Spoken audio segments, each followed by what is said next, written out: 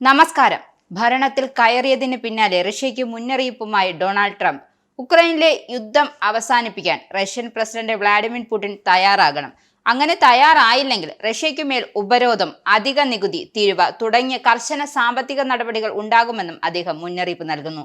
യുദ്ധം അവസാനിപ്പിക്കാൻ റഷ്യ തയ്യാറായില്ലെങ്കിൽ അമേരിക്കയിൽ മാത്രമല്ല മറ്റു രാജ്യങ്ങൾക്കും റഷ്യ വിൽക്കുന്ന ഏത് ഉൽപ്പന്നത്തിനും ഉയർന്ന നികുതിയും തീരുവയും ഏർപ്പെടുത്തേണ്ടി വരുമെന്നാണ് ട്രംപിന്റെ ഭീഷണി.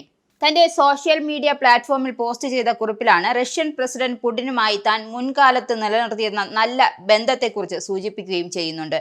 ഞാൻ റഷ്യയെ ഉപദ്രവിക്കാൻ നോക്കുന്നതല്ല, ഞാൻ റഷ്യൻ ജനതയെ സ്നേഹിക്കുകയാണ് ചെയ്യുന്നത്. പ്രസിഡന്റ് പുടിനുമായി എല്ലായ്പ്പോഴും വളരെ നല്ല ബന്ധമാണ് ഉണ്ടായിരുന്നത്. ഇത് റാഡിക്കൽ ലെഫ്റ്റിന്റെ റഷ്യ 6 കോടി പേരുടെ ജീവൻ നഷ്ടപ്പെടുത്തിയ രണ്ടാം ലോക മഹായുദ്ധത്തിൽ വിജയിക്കാൻ റഷ്യ ഞങ്ങളെ സഹായിച്ചുവെന്ന കാര്യം നാം ഒരിക്കലും മറക്കുന്നില്ല എന്നും ട്രംപ് പറയുന്നു.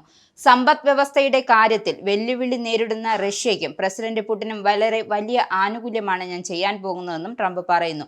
ഈ പരിഹാസ്യമായ യുദ്ധം നിർത്തുക, ഇത് കൂടുതൽ വഷളാകാൻ പോവുകയാണ്. നമ്മൾ ഒരു കരാർ ഉണ്ടാക്കിയില്ലെങ്കിലും പെട്ടെന്ന് തന്നെ റഷ്യയും അമേരിക്കയ്ക്കും ഞങ്ങളുടെ പങ്കാളികൾക്ക് വിൽക്കുന്ന സാധനങ്ങൾക്ക് ഉയർന്ന തരത്തിലുള്ള നികുതികളും താരിഫുകളും ഉപരോധങ്ങളും ഏർപ്പെടുത്തുകയല്ലാതെ എനിക്ക് മറ്റു മാർഗമില്ലെന്നും ട്രംപ് പറയുന്നു.